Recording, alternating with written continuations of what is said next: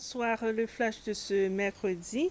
Les chauffeurs de taxi auxquels l'équipe de la SPC s'est adressée se disent satisfaits des mesures qu'a prises l'autorité de l'aviation civile concernant la fermeture du parking à l'aéroport à partir de minuit jusqu'à 5 heures du matin.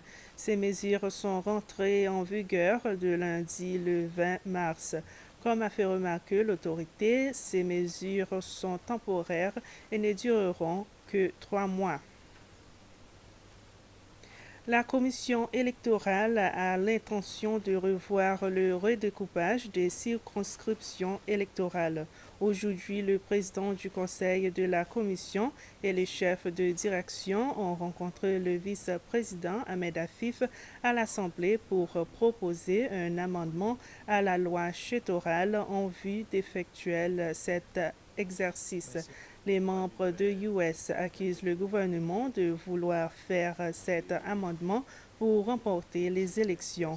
Les membres de RDS, pour leur part, ont réagi en disant que c'était le gouvernement d'avant qui avait effectué le découpage des districts électoraux pour qu'il reste au pouvoir.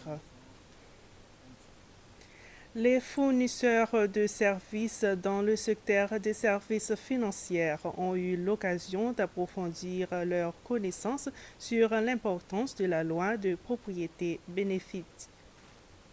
Ils ont eu l'opportunité de partager également leurs expériences lors d'un séminaire organisé par les différents partenaires concernant les défis quand il s'agit de respecter cette loi.